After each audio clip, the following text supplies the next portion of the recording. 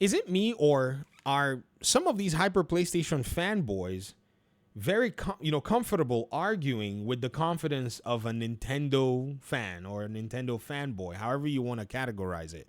Because what I've noticed is these PlayStation fanboys will somehow they'll talk, oh, Xbox sucks and PlayStation, and then they'll just vomit a reality that belongs to Nintendo.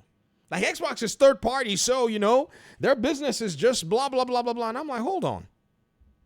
If I'm hearing you correctly, you're saying that Xbox's ills come from its being third party. Well, you're a PlayStation fan, right? So we should expect that those same ills or ailments or problems, right, pretty much go ahead and decimate PlayStation 2, right? Right? Right? And they're like, well, Nintendo doesn't do, Nintendo still does exclusives. And I'm like, well, hold on. I thought you were just talking about Xbox in light of their closest competitor. They don't ever want to argue with PlayStation as their example. It's always Nintendo. Now, here's the thing. These same folk are convenience driven in the way that they do their mental gymnastics, because when Nintendo shows them off in certain areas, right, they'll never credit it to Nintendo. For instance, the way Astrobot basically did very well, a lot of these PlayStation folk do not like any AA games that are not their shiny, glittering, big, huge 3D model, blah, blah, blah game. Many of them don't even care for games like that. I'm telling you, you should see some of their attitudes and their cold, tepid acceptance of a game like Lost Soul aside and the way they're behaving. For them, it has to just have the PlayStation moniker on there and the fact that nobody is going to be able to play the game for a little bit so that they can basically feel like, yes, it's an elitist mindset. That's what it is. It's one that's an elitist mindset, not just an elitist mindset, but from a poverty-stricken elitist fugazi. That means somebody who acts bigger than they actually are. That's what's driving a lot of this particular conversation. That's it. You don't got it, yet you want to pretend like you have it. That's big hat, no cattle, empty vessel, most noise. That's what they want to do in terms of their, conversations around gaming. And the funny thing is, even the Nintendo folk, yes, some of them are, in a sense, annoying, but I'm glad that PC exists to continue to unnerve them. Even they sometimes are shocked and they look at PlayStation fans like, bruh, what are you talking about? Like, you literally over here castigating Xbox for not having exclusives, castigating Xbox for, not having console sales, yet you don't have exclusives and you have console sales, but your games aren't selling as much as our games are selling because the data and the numbers are there. Even with the bundles, even if you call it, they bundled it all together. They bundle games, both of them. But there is no PlayStation game that has yet to touch like number 8 or 9 on the top 8 lists of Nintendo's best, biggest and best sellers. Because for some strange reason, the PlayStation user somehow believes a fugazi, a big lie, or has made up some kind of a, image of a PlayStation that doesn't exist in their minds, that when you actually point out PlayStation being in like a regular business context, they just lose their minds. They can't even, it's just weird at the end of the day. I'm of the mind that here's the thing. What's happened in these last few years has been very interesting because I think for a good amount of time, there was a lot of talk where nobody really wanted to go ahead and address things from a data-driven perspective. If they had done that, a lot of people would have really easily known their place. A lot of people would not have been able to gaslight the whole world about how they are somehow the elite of the console ecosystem. Because in reality, what's happened since 2017 has dealt a death knell to gaming. In fact, what was weird is all this while, companies like EA were correct.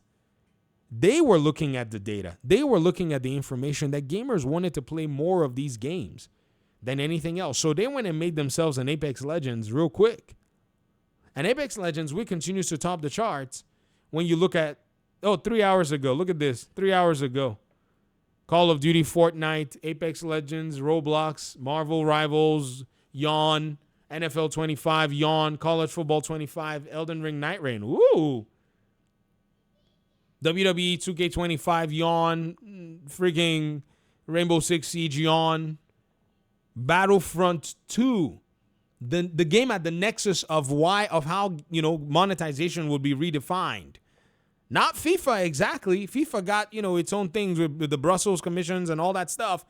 But Battlefront 2, when they did the thing with the Darth Vader where you had to farm about 4,000 hours equivalent in 2017, that redefined the conversation and exposed the loudest, minority of, and then the silent majority that keep making these companies rich.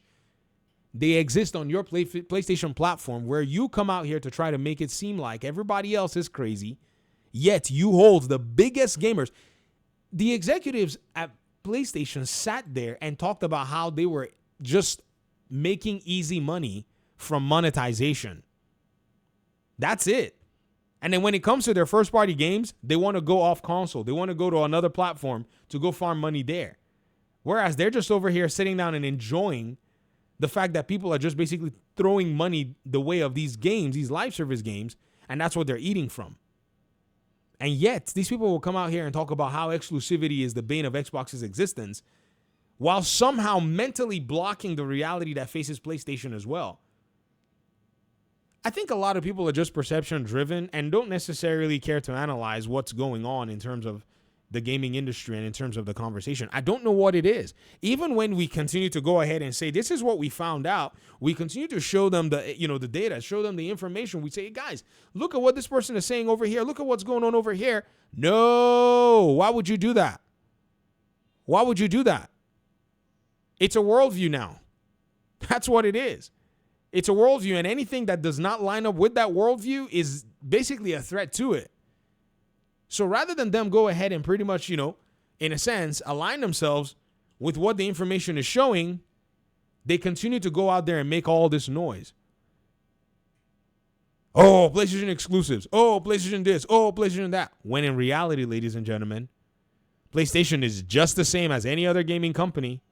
And the juggernaut came in and pretty much set itself up and told all of them and said, hey, it's time for us to play. We're going to publish all this content on your platform. People are not going to see your games anymore. That's the goal. If you think that this is something that, if you think Microsoft is done, they found a way forward. And that way forward is just a weird one because it breaks all of the different, frameworks that people had built in their minds, and it goes against the grain. But man, you guys have no idea what level of harm it does to PlayStation's own first-party titles. Look at their executives over here talking about first-party titles. How are these first-party titles going to go 1-to-5 ratio to Xbox games? How are they gonna do? Tell me. That's why we're seeing Xbox games top charts on PlayStation Store. What in the world is this? Death Stranding, the money had at Death Stranding cannot even push up to take on 20-year-old Gears of War Reloaded. When did Gears of War Reloaded ever? Gears of War. When did it come out? I said Reloaded. Gears of War.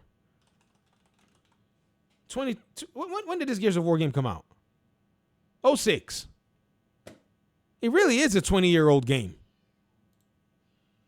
And these folk come out here starting to make noise as if to say, oh, PlayStation is fine eating 30%. Sure. If Xbox was giving the games to them for free. I'm out. Thanks for watching. Peace out.